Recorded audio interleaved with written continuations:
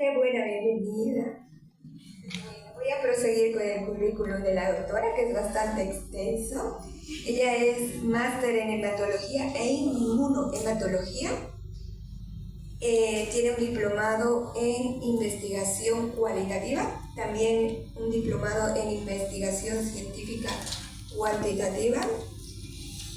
También realizó diplomado en diseño curricular, otro diplomado en educación superior, otro diplomado en recursos tecnológicos de la educación.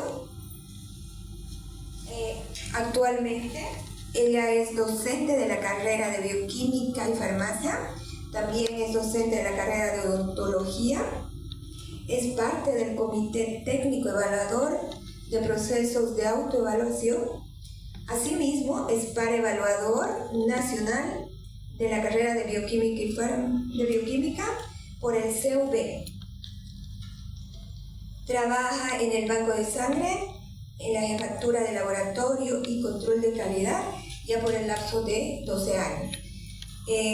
Trabajó también en Cenetron, en el laboratorio de parasitología, por 2 años, y fue jefe de la carrera de medicina por el lapso de 5 años.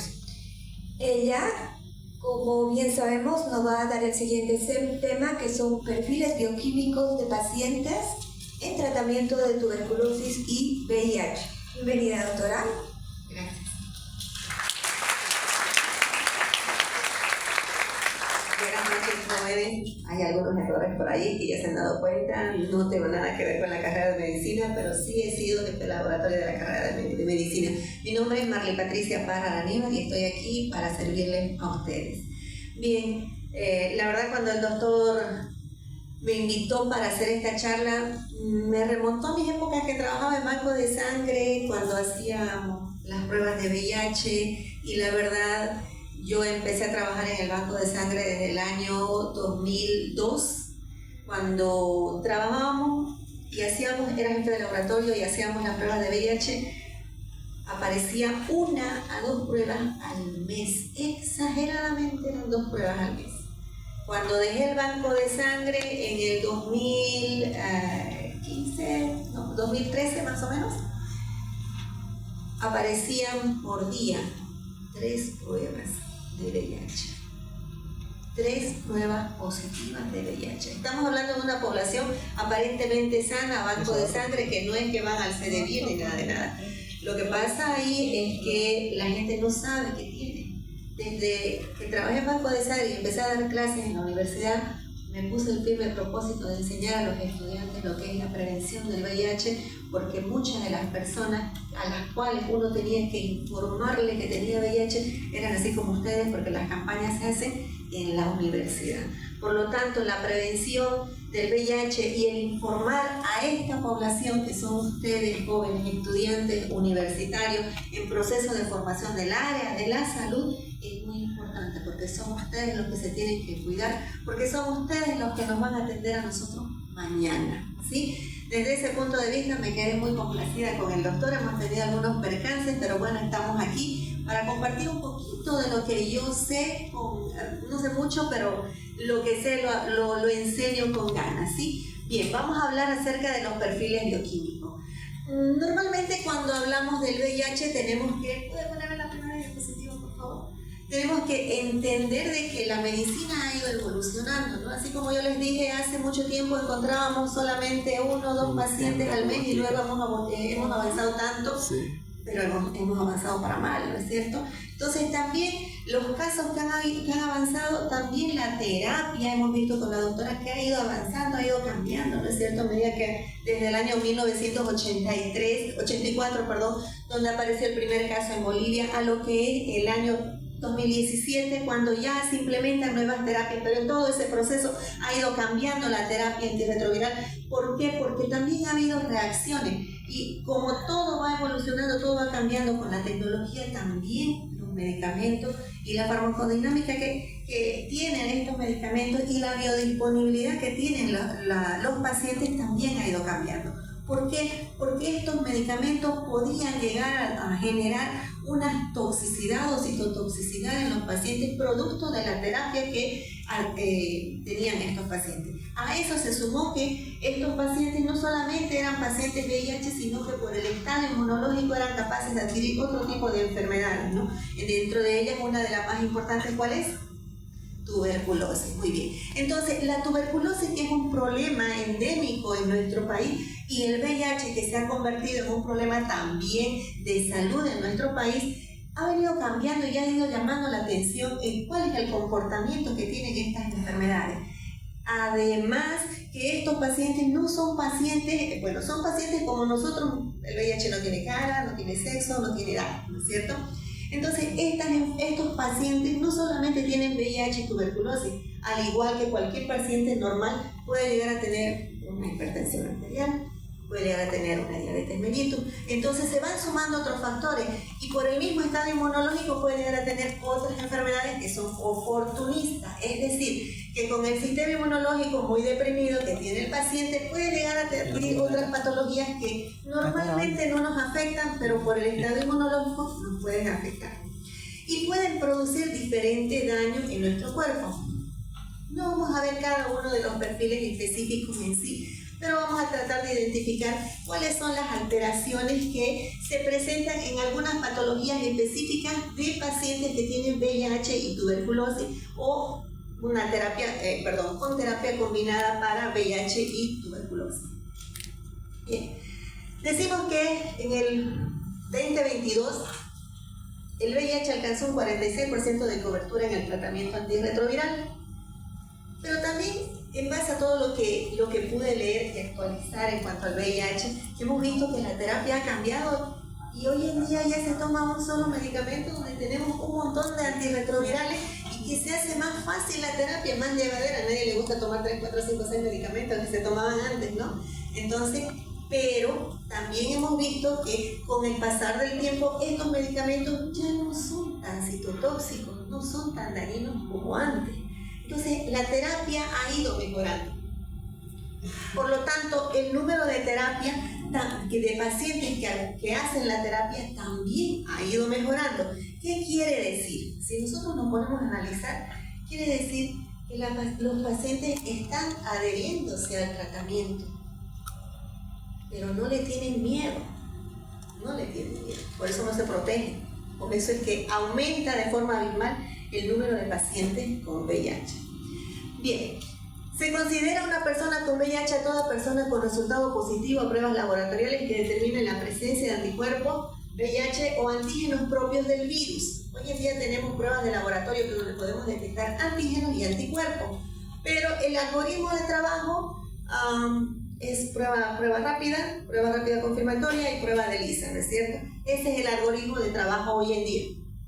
Entonces decimos nosotros que si da la prueba positiva y el paciente tiene, no significa que va a tener una alteración de algún perfil en ese momento, no. El que asuma una terapia antirretroviral tampoco significa que en ese momento puede tener una reacción. Sí, va a tener una reacción, de acuerdo al medicamento, todo se van a alterar, pero el paciente se va a ir estabilizando, su sistema inmunológico va a ir mejorando, pero todo tiene un proceso, ¿no es cierto? Entonces, el consumo de este medicamento va a empezar a producir ciertas alteraciones en algunas personas que se van a presentar y en otras personas no se van a presentar. En algunas serán con mayor fuerza y otras serán casi imperceptibles. Decimos entonces que el paciente puede llegar a una etapa SIDA. Yo les pregunto a mis estudiantes que están en odontología y en bioquímica, ¿en qué semestre? Quinto, cuarto semestre nos vemos por primera vez, ¿no? ¿Qué es VIH y qué es SIDA? Y yo siempre lo pongo, aunque me digan que ya estamos hablando y trillando el tema, porque no saben la diferencia de VIH y SIDA. Yo tengo SIDA, yo tengo VIH, ella tiene SIDA. ¿Qué es SIDA? Y no saben qué es SIDA. ¿Qué es SIDA? Ya se me dice. El virus que va destruyendo.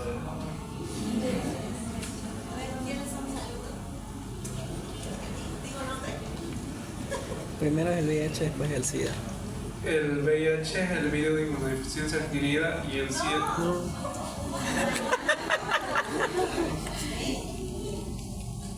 El VIH es el virus de la inmunodeficiencia humana. ¿Qué será SIDA? ¿Síndrome de qué? Síndrome de inmunodeficiencia adquirida. Pero entonces, ahora que quedamos claros, ahora sí podemos hablar de lo que es el VIH y lo que es el SIDA y la terapia contra la tuberculosis y el VIH. La siguiente, por favor, un ratito. El SIDA aparece en la última etapa de la infección por VIH. ¿Qué es el VIH? Es el virus que uno adquiere cuando uno tiene o se ha sometido a diferentes mecanismos o formas de transmisión, ¿sí? ¿Qué hace el VIH en nuestro cuerpo? Disminuye nuestras defensas, ¿no es cierto? En nuestro cuerpo tenemos dos tipos de linfocitos, unos linfocitos TSD4 y unos linfocitos TSD8. Va a afectar específicamente esos linfocitos que van a tratar de eliminar el virus por diferentes mecanismos. TSD4 aumenta los linfocitos porque estos van a querer ir a eliminar. ¿Cómo se transmite? Todos saben cómo se transmiten, ¿no? ¿No saben cómo se transmiten? ¿Cómo se transmite?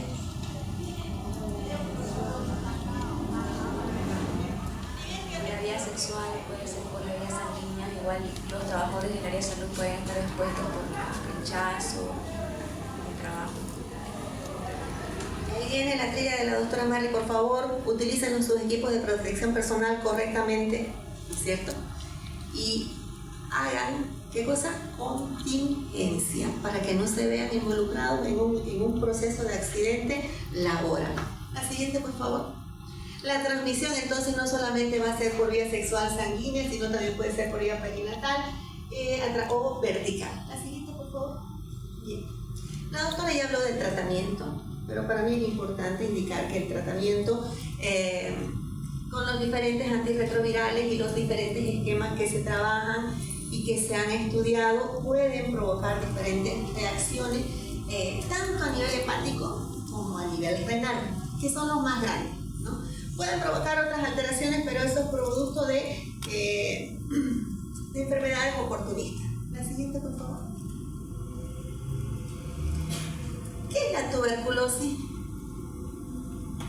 ¿Qué será la tuberculosis? ¿Quién me quiere ayudar? Ahí les puse, ¿quién produce la tuberculosis? ¿Un virus? Mycobacterium tuberculosis. Mycobacterium tuberculosis. Se considera que la tuberculosis es una enfermedad endémica, epidémica, pandémica. ¿Por qué será endémica? ¿Quién sabe? ¿Con quién? Sí, ¿Dónde afecta? con lo que habló. Una región geográfica específica. Y nosotros somos, Bolivia es un país en vías de desarrollo y nos creemos pobres, ¿no? Bien, decimos entonces que al inicio de la epidemia de lo que es la tuberculosis, fíjense desde qué año es, desde la guerra del Chaco, en que nosotros empezamos a vivir lo que es la tuberculosis y los problemas de salud que se han venido desencadenando, no lo que hemos podido solucionar hasta hoy. ¿Por qué? No lo sabemos, habría que hacer un estudio, yo me imagino por qué, pero no quiero decir, ¿no? Pero decimos que a partir de ahí se han empezado a buscar diferentes terapias y diferentes mecanismos a través de programas de salud para la eliminación de la tuberculosis, pero no lo hemos conseguido. Seguimos trabajando con la tuberculosis, ¿no es cierto? Es una enfermedad que afecta a la población en general. Las poblaciones más vulnerables son las personas que viven hoy en día, las personas que viven con VIH son personas vulnerables para contraer, ¿qué cosa? Tuberculosis. Decimos, persona VIH igual persona con tuberculosis, ¿no es cierto? Bien. Personas privadas de la libertad, población indígena originaria campesina, población de situación de calle, y me llamó la atención y lo volví a revisar y decía hasta las Fuerzas Armadas. Y lo puse y dije, ¿por qué las Fuerzas Armadas? Yo me ponía a pensar, ¿por qué las Fuerzas Armadas? ¿Será por el tipo de trabajo que tiene? ¿Será por el tipo de hacinamiento que tiene? Habría que averiguar, ¿no es cierto? Pero lo revisé y dice en el manual, dice hasta las Fuerzas Armadas. La siguiente, por favor. ¿Cómo se transmite la tuberculosis? ¿Qué fluidos corporales? ¿Es de transmisión? ¿Qué tipo de transmisión es? ¿Directa? ¿Por qué directa? A ver, ¿dónde está COVID? Vendría a ser directa porque se transmite directamente desde el portador hacia el huésped. Muy bien. De persona a persona a través de las gotitas de... ¿De qué? De fluido, ¿cierto? Entonces, decimos que esa es la forma de transmisión, pero nosotros no nos cuidamos cuando estamos enfermos y las personas que están enfermas tampoco se cuidan y tampoco somos educados, ¿no es cierto? Y estamos enfermos y estornudan. ¿Sí o no? En vez de, y nos enseñan, ¿no es cierto? Porque hemos hecho campañas, yo he estado en una campaña donde enseñábamos cómo se debe estornudar, ¿no es cierto? Cómo debemos toser, ¿no es cierto? Pero ¿hacemos algo de eso? Nada. ¿Y por qué? Se dice que si uno no lo hace, si uno no lo aplica, no lo puede enseñar. Y ustedes son personal de salud y tienen que aprender a hacer y enseñar, ¿sí? Esa es su vida de ahora en adelante, de salud, siempre enseña. Sigamos. Existen diferentes tipos de tuberculosis que van a afectar a este tipo de pacientes que tienen VIH. Es importante recordar que una persona infectada, pero no enferma, no es contagiosa, es decir, que no puede transmitir la infección a otras personas. Pero hay un problema. Las personas que tienen tuberculosis hacen tratamiento, pero hay una falta de responsabilidad, porque antes el gobierno les daba el tratamiento para que lleven a su casa y hagan el tratamiento, pero lo vendían, no lo consumían y por eso no hemos mejorado nada, ¿no es cierto? Hoy en día es más complicado. ¿Qué hacen para que el paciente que tiene tuberculosis haga el tratamiento? ¿Dónde tiene que ir? Tiene que ir al centro de salud para que le den su dosis. Qué mal, ni que fuéramos niños, ¿no? Es que somos un país en vías de... Mentira, no somos eso, somos flojos nomás. La siguiente, por favor. Bien. Entonces, también existe un esquema de tratamiento para la tuberculosis que no es el caso en este momento. Lo que vamos a ver es a lo que afectan estos medicamentos. Tenemos dentro de ellos la isoniazida, la rifampicina, el etambutol, bueno, en fin. Hoy en día tenemos una línea de medicamentos que es accesible y es gratuita a través del programa de tuberculosis. Siguiente, por favor. Es más, en los establecimientos de primer nivel, todos mis estudiantes que van a hacer PIC saben que ahí se hace la prueba. ¿Qué prueba se hace? Para todo el que viene. ¿Qué prueba se hace? ¿Qué prueba se hace? Primer nivel. ¿Qué prueba? En la prueba de esputo. ¿Qué se llama esa prueba? ¿Qué se llama? Una vaciloscopía hacemos, ¿no es cierto? Entonces, estamos tratando como país de darle solución al problema, pero la gente de allá no lo recepciona. Y nosotros trabajamos, buscamos, nos volvemos ciegos y la gente no sabe aplicar su tratamiento correctamente. Bien. Entonces, llegamos al punto que ese paciente que está inmunodeprimido tiene una coinfección. Tuberculosis, VIH. Complicado, ¿no es cierto? Entonces, ¿cómo creen que está su sistema inmunológico de ese paciente? ¿Cómo está? Súper. ¿Cómo estarán? ¿Cómo están? ¿Se han puesto a pensar ustedes? ¿Cómo será el sistema inmunológico? Pero ¿por qué estamos hablando de un sistema inmunológico si lo que vamos a ver son perfiles bioquímicos? Porque recordemos que el sistema inmunológico tiene una respuesta inmune innata y una respuesta inmune adaptativa. Pero en el medio está ¿quién? El sistema de... ¿Quién está en el medio que une al sistema inmune innato con el sistema inmune adaptativo? ¿El sistema de complemento? ¿Sí? ¿Puede ser? ¿De qué me está hablando Chino? Esa cascada no me gusta. ¿Sí o no? Y ahí vemos las reacciones que tienen los pacientes. ¿Qué reacciones? Porque ahí se van a activar y empezar la manifestación clínica que tiene el paciente, ¿no es cierto? Va a empezar con rash, producto de la activación del sistema del complemento. Va a empezar con fiebre, prurito, en fin, todos los procesos de reacción inmunológica van a pasar por esos dos porque es la unión entre dos sistemas y se va a manifestar. Y vamos a aprovechar esas características que tiene para ver y entender qué es lo que tiene el paciente. Nosotros como bioquímicos, cuando vemos al paciente y saben los que han hecho toma de muestra, que tienen 5 minutos no solamente para leer la orden del laboratorio, sino para también las fases del paciente, ¿no es cierto? Y en las fases del paciente nosotros vamos a ver síntomas que tiene y signos que tiene el paciente, que será muy importante. Entonces, decimos que una coinfección por tuberculosis provoca acontecimientos bidireccionales. ¿Qué será bidireccional? Yo voy en esta dirección y esta persona viene en esta dirección. Si se unen VIH y tuberculosis, ¿qué pasa? ¿Será que se sanan o se ayudan a enfermarse más? Se ayudan, pues, ¿no es cierto? Mire, tuberculosis, escuchen lo que dice, genera el incremento de la carga viral, es decir, la cantidad de virus circulante en la sangre, que a su vez, miren lo que hace, acelera la progresión de la infección por VIH a SIDA. ¿Qué quiere decir eso? Obviamente la tuberculosis va a hacer que más rápidamente se llegue a ¿qué etapa? A SIDA. Entonces, se van a aparecer complicaciones y van a aparecer, nuestro sistema inmunológico se va a deprimir y van a aparecer enfermedades oportunistas. En el VIH, ¿qué sucede en el VIH? Y escuchen, dice así: la disminución progresiva de los linfocitos CD4, que son nuestros linfocitos de defensa, que son importantes para iniciar la respuesta inmune. Estos linfocitos afectan la presentación clínica y evolución de la tuberculosis. Entonces los dos van a sumar y van a llevar rápido a desencadenar un cuadro o una etapa de SIDA.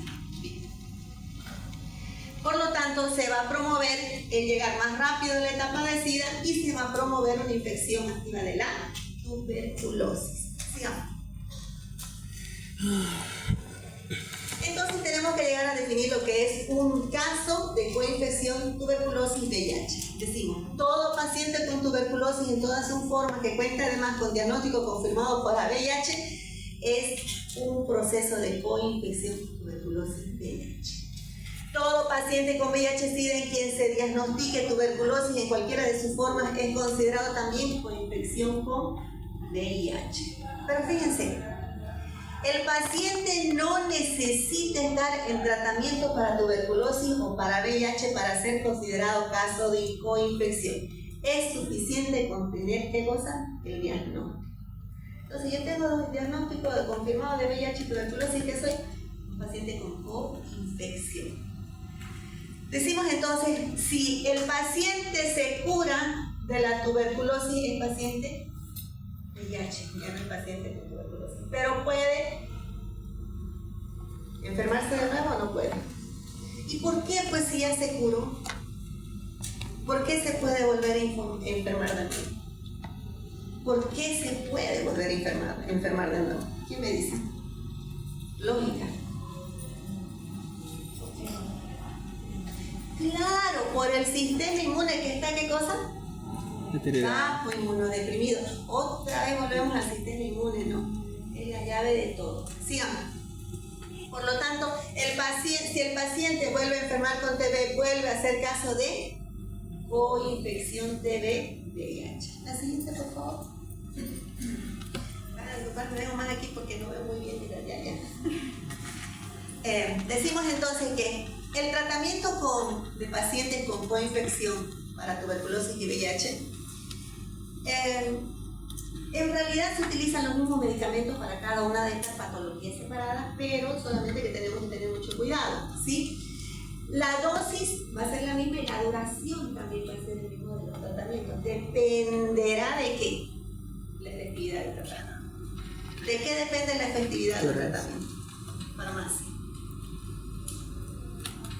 Gracias. De que el paciente sea constante, ¿ya? ¿Qué más? ¿Qué más? ¿Qué hace que uno se adhiera al tratamiento?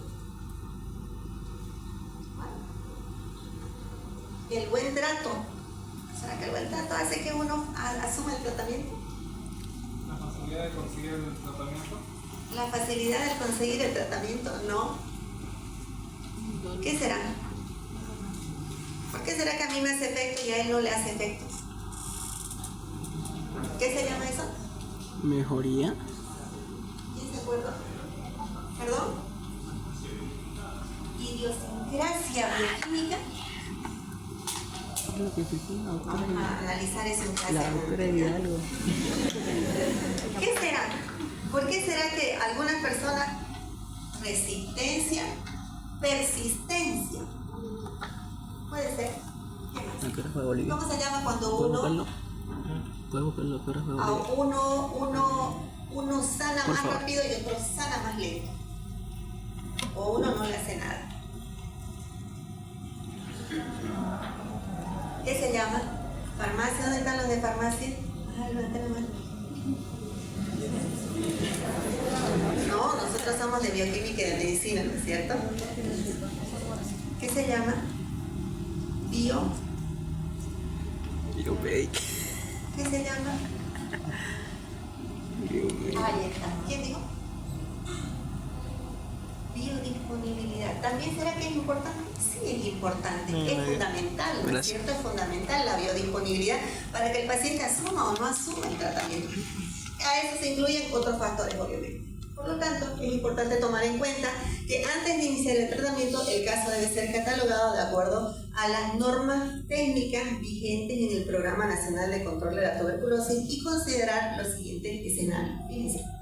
Paciente con tuberculosis en quien se diagnostica VIH. Entonces, no es yo tengo tuberculosis y ya voy al programa de TV y me hago mi tratamiento. Significa que tiene que hacerse qué cosa paciente. Si dijimos que paciente VIH es sinónimo de paciente con tuberculosis, ¿será que paciente con tuberculosis qué tiene que ser? Sinónimo de VIH. Entonces, ¿qué tenemos que hacer? Mandar al paciente a hacer la prueba de VIH, ¿no es cierto? Tendríamos que tomar lo mismo, ¿no es cierto? Se dice que el paciente debe seguir el tratamiento antituberculoso y se debe referir al paciente al CDVIR para determinar el inicio de la terapia antirretroviral, específicamente para ese paciente. También se debe considerar que el paciente con VIH en que se diagnostica tuberculosis debe iniciar el tratamiento antituberculoso de acuerdo a la norma vigente y de manera coordinada con el médico. La siguiente, doctora, por favor. Importante. Cuando tenemos este tipo de pacientes que tienen coinfección, se debe tomar en cuenta, primero que nada, todo lo que son los esquemas de base y otras enfermedades que pueden afectar al paciente, pero también se debe tomar en cuenta otras interacciones medicamentosas. ¿Por qué? Por la biodisponibilidad del paciente, por la toxicidad que le pueden provocar estos medicamentos al paciente. También se tiene que tomar en cuenta el paciente con la recaída de tuberculosis o pérdida de seguimiento y el diagnóstico de VIH. Se debe solicitar la prueba de GeneSper. ¿Qué es una GeneSper? ¿Qué será GeneSper? Laboratorio de bioquímica, instrumentación. ¿Qué será GeneSper? Si no leyeron, han leído COVID.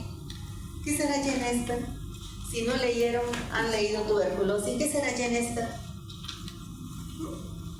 Un hisopado. ¿Qué será GeneSper? Si no lo leyeron, por lo menos vieron un equipo de GeneSper, ¿no es cierto? Para diagnóstico de tuberculosis. Es un equipo que tiene pruebas de laboratorio, es un equipo que utiliza pruebas de laboratorio específicas para ese método que tiene. Por eso se llama GeneSper. Bien. Entonces, ese equipo es cerrado, que es específicamente, trabaja con su propio reactivo, trabaja con sus propias soluciones, todo es específico para él. Seguimos.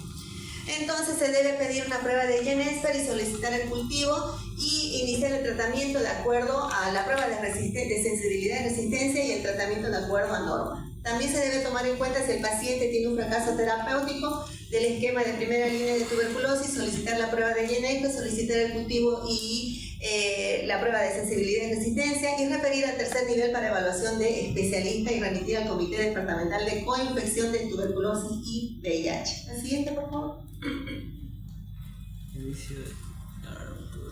Bien. La doctora habló muchísimo del CIRI, ¿no? ¿Se acuerdan qué era el CIRI? Inmunodeficiencia. ¿Qué era el CIRI? Síndrome inflamatorio de reconstrucción inmunitaria. ¿Se acuerdan, no es cierto? Bien, entonces decía que este estaba asociado a la tuberculosis y el inicio del permitía el inicio del tratamiento con antirretrovirales. Ahí estábamos abriendo la puerta al trabajo ya con no solamente medicamentos contra la tuberculosis, sino también con antirretrovirales. Bien, tendrá mucho que ver el tiempo de diagnóstico, el tiempo del inicio para que el paciente tenga reacciones o reaccione su cuerpo ante el uso de estos medicamentos. Por lo tanto, el inicio de la terapia antirretroviral en pacientes con infección por tuberculosis y VIH tendrá que ver la condición de este paciente, si es estable o es de inmunosupresión. Entonces, tendremos que tomar en cuenta esos dos puntos. La siguiente, por favor. Decíamos que el uso de antirretrovirales también tenía que los pacientes con VIH tenían algún problema inmunológico, ¿no es cierto? Volvíamos al inmunológico. Y decíamos que estos pacientes presentaban algunas características de signos y síntomas que va a tener el paciente. Para nosotros, en el laboratorio, el trabajo de la toma de muestra es fundamental, porque si nos piden VIH, nosotros tenemos que ver la clínica del paciente, porque vamos indagando qué tiene el paciente, desde el primer encuentro con el paciente, pensando que nuestros resultados van a estar en función a lo que hacemos en el laboratorio y en función a la solicitud que va a estar relacionada con lo que el paciente va a expresar. Entonces, esa toma de muestra, ese punto de toma de muestra es fundamental para extraer la información y relacionar con nuestros resultados de laboratorio. Por ejemplo, en estos pacientes que tienen una toxicidad asociada, el paciente puede presentar exantema y fíjense, vamos viendo antirretrovirales que está consumiendo el paciente. Tal vez como bioquímicos nosotros no nos vamos a poder acordar de todas las antirretrovirales y decir, este produce exantema, este produce insuficiencia renal, este produce hepatitis o algunos problemas hepáticos. No me voy a poder acordar, pero si yo sé que tengo un paciente que está tomando antirretrovirales y estoy en la toma de muestra, ¿qué tengo que ver? Tengo que ver si el paciente tiene exantema, insuficiencia renal, hepatitis medicamentosa. ¿Qué dice en la orden de laboratorio? Diagnóstico VIH, yo tengo que ir asociando todas esas cosas desde el momento que tomo contacto con el paciente. Bien, la siguiente, por favor. Entonces, paciente con VIH que llega al laboratorio y que está haciendo control, tengo que verificar porque de repente puede tener algún problema y yo tengo que ver si tiene alguna alteración hepática o alguna alteración renal. Ya nos vamos enfocando, no es solamente, es para diagnóstico de VIH, no, es seguimiento y tratamiento. Decimos entonces que el seguimiento del paciente en tratamiento con coinfección de tuberculosis y VIH, a estos pacientes deben ser monitorizados para evaluar la respuesta al tratamiento antituberculoso. Por lo tanto, el paciente pues no va a ir al laboratorio a hacerse la prueba de VIH para saber si tiene VIH. Va a decir, paciente VIH, ya no le van a pedir VIH. ¿Qué le van a pedir? ¿Qué afecta el VIH? ¿A qué tipo de órgano afecta el VIH? ¿Qué células afecta el VIH? El cervix, anal. Si es un virus,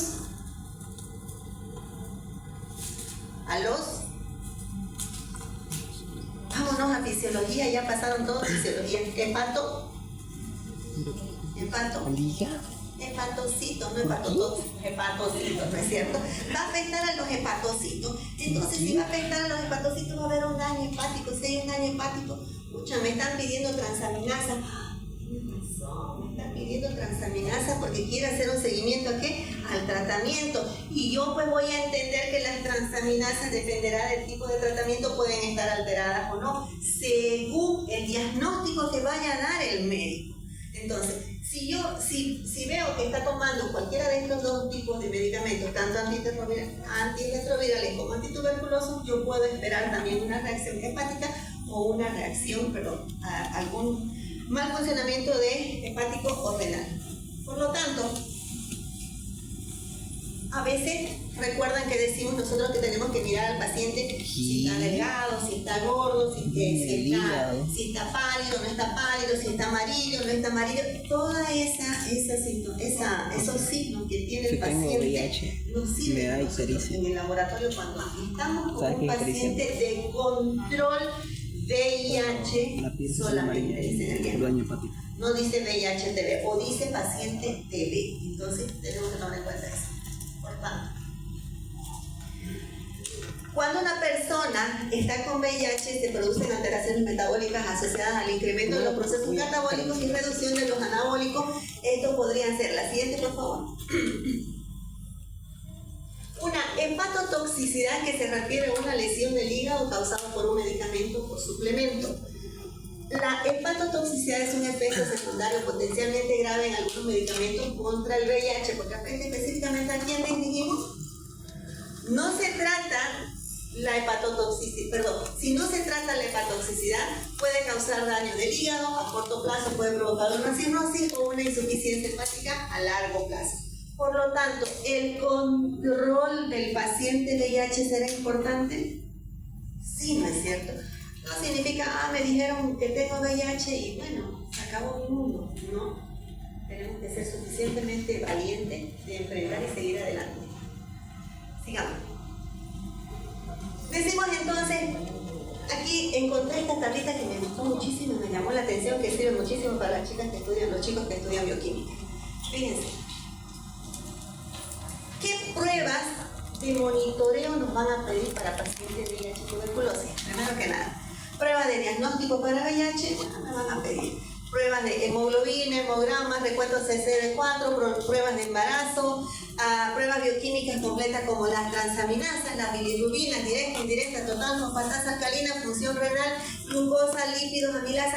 Esas pruebas son de control y nosotros no podemos distinguir qué paciente está en proceso de diagnóstico o de seguimiento terapéutico. Por lo tanto, todo paciente es potencialmente infeccioso y a todo paciente tenemos que tratarlo de la misma manera. Solamente que tenemos que leer muy bien la orden del laboratorio para saber cómo vamos a tomar la muestra, para no tener errores en la toma de muestras que me van a afectar en el proceso analítico propiamente dicho. La siguiente, y bueno, la carga viral también. Aquí está en el grupo de medicamentos que mencionó la doctora, con todas las líneas y las combinaciones que pueden existir. Pero fíjense, ¿qué enzimas alteran? ¿Quién me dice? ¿Quién puede leer? Transaminasa. ¿Qué es la TGO? ¿Qué es la TGP? ¿Qué es la ALT? ¿Alguien se acuerda? ¿Qué será eso? ¿Qué será eso? No se acuerda, no puede ser. Le voy a decir a los estudiantes de medicina dónde están, a la doctora Hidalgo, que voy a hablar. Solo recuerdo que era menor a 12 unidades por litro.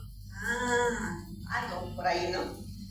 Vamos a hablar bien. Entonces, bioquímica en bioquímica, bioquímica en farmacia y bioquímica en medicina. No nos podemos olvidar de lo que nos pasa. Será muy importante entender que, por ejemplo, para el área de bioquímica, el entender, y para el área de medicina también, y para el área de farmacia también, el entender que las transaminasas son unas enzimas que se van a alterar porque hay un daño hepático. La O será para el corazón y la TG, ¿cuál?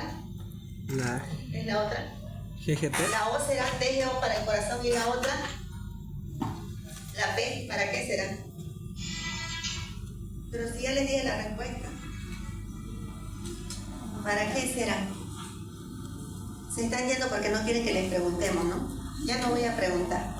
Entonces será para el hígado, ¿no? Entonces fíjense, ahí tenemos dentro de los analitos más importantes que vamos a ver que van a afectar esta terapia antirretroviral. Tenemos si van a producir daño hepático, la transaminasa, la O, la P, la gamma-glutamiltransferasa y la bilirrubina son las que se van a alterar. Será muy importante entender que esas son sola y directamente que van a afectar ¿a quién? Al hígado, ¿cierto? Por favor. Perdón, un ratito, doctora. Perdón. Ahí tenemos, fíjense, pueden ser inhibidores de la transcriptasa inversa, pueden ser inhibidores de la transcriptasa inversa, pero no análogos, inhibidores de la proteasa, inhibidores de la función que impide la penetración de los linfocitos TCD4, antagónicos. Pueden ser cualquiera de estos tipos que tengan esa función específica, estos medicamentos, pero van a afectar a las enzimas hepáticas, porque los antirretrovirales afectan ¿a quién? Al hígado. Insuficiencia crónica renal. Pero no solamente van a afectar al hígado, también van a producir un daño renal. Y decimos que debido al incremento de la nefrotoxicidad, ¿quién dice que es nefrotoxicidad? Farmacia. ¿Quién me ayuda? Daño tóxico a la nefrona, ¿no sería? Nadie levanta la mano. ¿Qué será? Por aquí.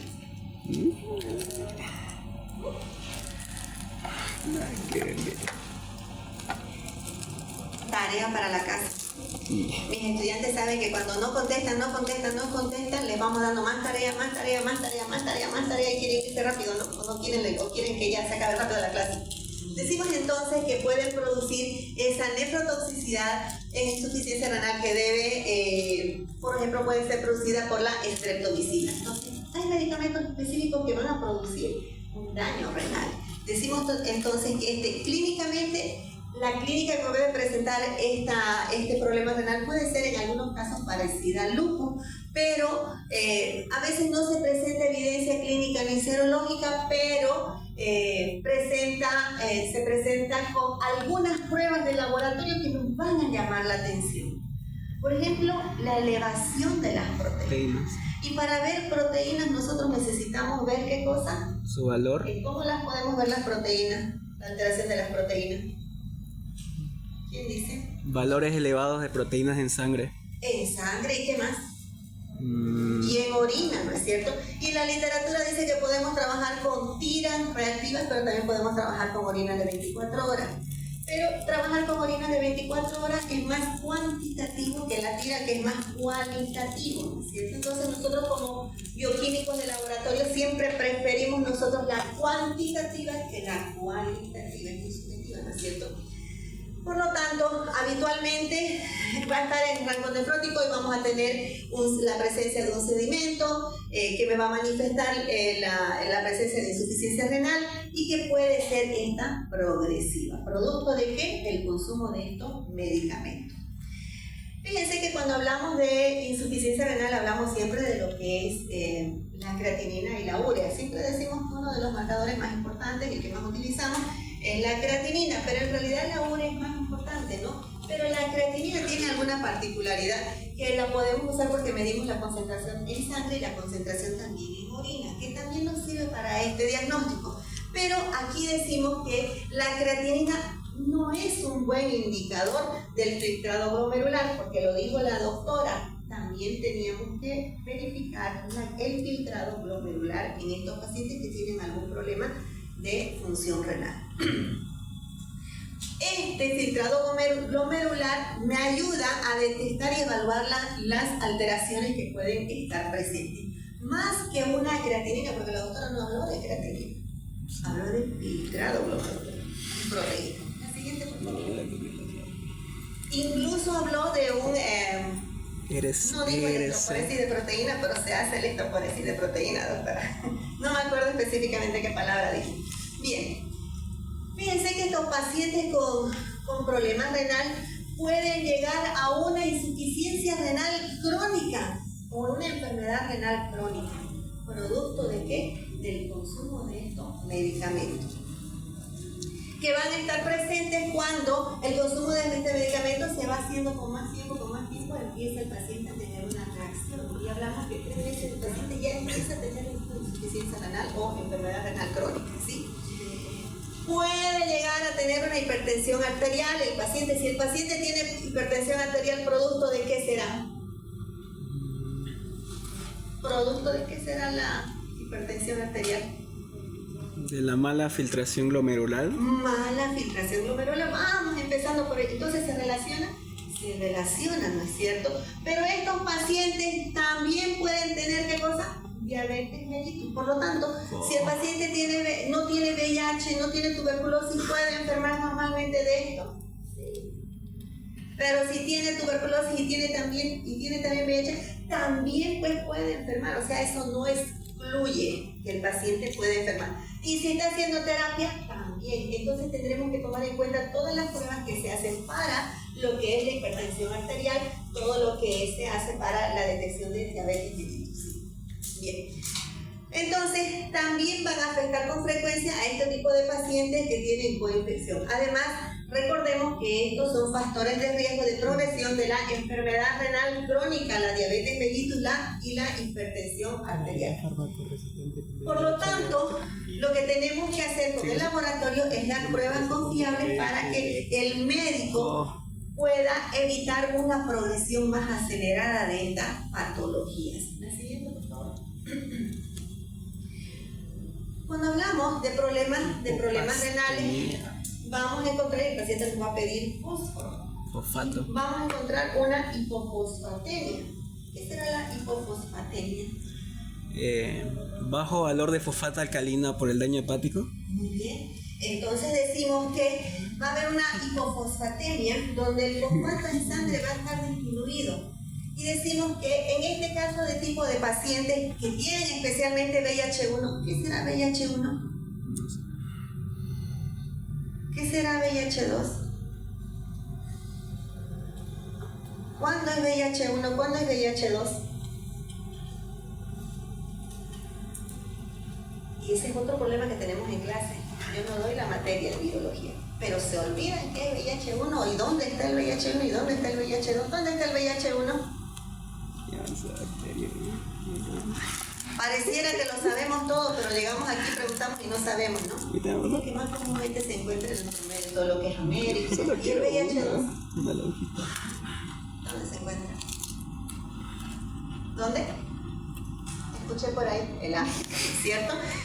Bien, entonces decimos, es más lento, decimos, ¿no? Decimos entonces que será muy importante que entendamos cuando estemos leyendo los insertos y los prospectos, cuando hablamos y dice VIH-1 y dice VIH-2 o VIH-1 y VIH-2, que tenemos que tomar en cuenta al analizar lo que estamos haciendo. Bien. Por lo tanto, tenemos que tomar en cuenta que cuando hacemos fósforo o control de fósforo en estos pacientes, se va a presentar una hipofosfatemia, ¿sí? Porque existen factores que pueden alterar, porque existe una filtración glomerular y puede alterar los factores plasmáticos, ¿no es cierto? Pero en laboratorio tenemos que tomar en cuenta que la determinación de fósforo, de fosfatos, debe realizarse en ayuna, no debe haber hemólisis y debe realizarse en plasma. ¿Cuál es el error que tenemos en el laboratorio? Que no leemos el inserto y los resultados salen mal y los médicos dicen está mal, este resultado no coincide con la clínica de mi paciente, pero el laboratorio es malo, no se fijan que no sé qué, pero no hemos leído el inserto que dice que la muestra es plasma y hacemos con... La siguiente, por favor.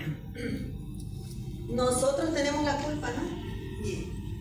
Por lo tanto, en pacientes con insuficiencia renal crónica,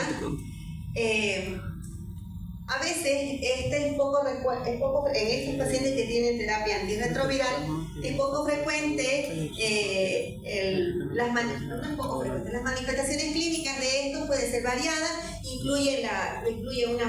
están presentes en la fase aguda y que estos pueden ir progresando a medida que vayamos avanzando. La siguiente, por favor.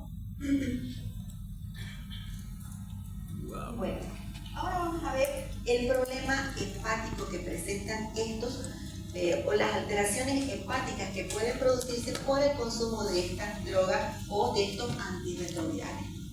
Existen diferentes medicamentos de tratamiento antirretroviral que pueden utilizarse como profilaxis cuando estamos frente a accidentes laboratoriales, que se utiliza el tratamiento de antirretrovirales como profilaxis, o también como el tratamiento a infecciones. Por lo tanto, cualquiera sea de los casos, este va a producir un daño hepático por la toxicidad que tienen estos.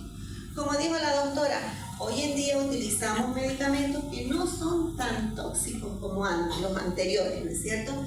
Decimos, existen medicamentos donde el riesgo de hepatotoxicidad puede aumentar, puede aumentar cuando está en coinfección con tuberculosis.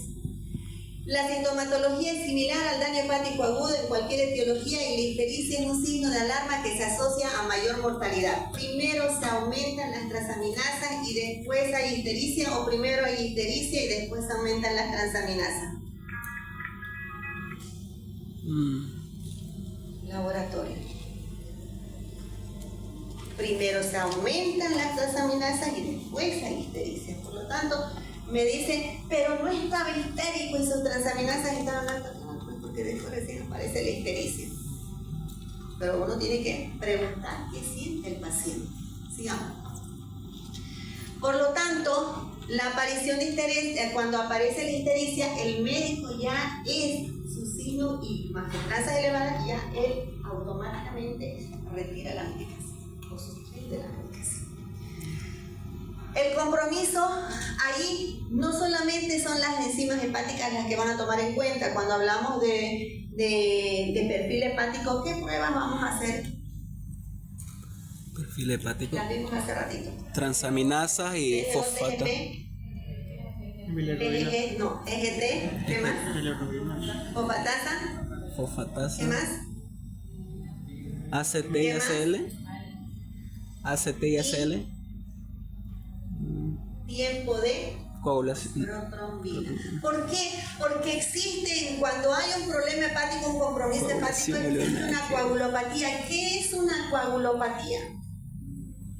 Yo no les pido que me contesten como médico, pero ahí dice coagulopatía, pone en la orden del laboratorio. ¿Será que se forma coágulo rápido o será que no se forma coágulo rápido? Se forma coágulo rápido. Alteraciones, ¿no es cierto? Que puede estar muy elevada. Sigamos, por favor. También se solicita la suspensión de la terapia en caso de alteraciones de tipo de protrombina. La siguiente, por favor. Sigamos. Pero también existe una toxicidad mitocondrial. Esta está asociada al uso de inhibidores de la transcriptasa reversa, lo que decía la doctora. Hay diferentes grupos de medicamentos que van a actuar específicamente sobre una fracción del virus. Para eso, los que estudian farmacia saben que tienen que conocer el virus específicamente para ver, igual que en las bacterias, sobre qué fracción del virus va a atacar o va a actuar para tratar de eliminar, ¿no es cierto? Entonces, lo mismo va a actuar va a tener una toxicidad mitocondrial. Pero estos inhibidores de la transcriptasa reversa de tipo de nucleócidos es menos frecuente, este tipo de problema hepático. Las principales características son las hepatitis con ácido láctico elevado y el diagnóstico de certeza son con biopsia y microscopía electrónica, porque tenemos que ver, pues, ¿qué cosa? La mitocondria. Esa es la mejor forma de hacer el diagnóstico. Pero nosotros tenemos ¿qué se llama? Microscopio electrónico. No, la siguiente, por favor. Entonces yo aplaudo el trabajo que hacen los médicos. Sigamos. Hepatotoxicidad, decimos entonces que el diagnóstico se hace clínico y por imagen, pero les cuento, doctora, yo a los chiquitos les decimos mucho fisiología, porque ellos deben saber la fisiología, no hasta el grado médico, pero sí deben saber signos y síntomas de cada uno de los agentes etiológicos que producen enfermedades y de las patologías que desarrollan alguna clínica, ¿sí? Entonces, se deben incluir pruebas de función como la protrombina o albúmina, y habitualmente que estas pueden estar disminuidas por síndrome consultivo asociado a VIH. Según las sospechas diagnósticas, se podrían solicitar otros exámenes como cultivos, estudios serológicos para hepatitis. Siempre que nosotros decimos, o el médico dice, hepatotoxicidad en un paciente con VIH o un paciente con tuberculosis, hay una sospecha de que el paciente puede tener una hepatitis, ¿no es cierto? Porque hemos visto que esta hepatotoxicidad puede desarrollar a cirrosis y puede llegar hasta un problema hepático mayor, ¿no es cierto? Entonces, ese problema hepático mayor puede estar dado por diferentes tipos de hepatitis. ¿Cuáles son las hepatitis que conocemos? ¿Cuántas son? A, B, C. Hepatitis A, B, C. D, E, F, G, H, I, J, K. No, ¿hasta cuándo? C. E, F. Bien, pero nosotros decimos una está en función a la otra, algunas tendrán diferentes mecanismos, vías de transmisión, ¿no es cierto?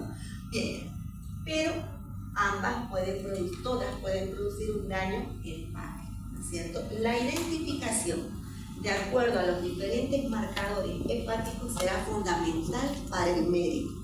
Desde este punto de vista, entonces, el laboratorio tiene que estar preparado para hacer su diagnóstico de hepatitis. Para eso, debemos saber cómo se transmite cada una de ellas, ¿cierto? Bien, sigamos. Este daño hepático resulta de la toxicidad directa que afecta a los hepatocitos y las células biliares mediadas por citoquinas. ¿Qué serán las citoquinas? Interleucina tipo 2, en este caso, factor de necrosis tumoral, que son las que van a afectar. Por lo tanto, nosotros no hacemos en los laboratorios identificación de las citoquinas. En otros laboratorios de referencia sí se hace identificación de las citoquinas, pero nosotros no hacemos. Pero sí hacemos un perfil hepático. Por lo tanto, ya dijeron cuáles eran las pruebas del perfil hepático, ¿no es cierto? En ese perfil hepático, las enzimas hepáticas van a ser fundamentales en su medición, porque ahí en compromiso hepático por drogas, por antirretrovirales, quien va a estar elevada, ¿quién es? La ALT. ¿Qué significa ALT? Ya me dijeron hace rato, ¿se olvidaron?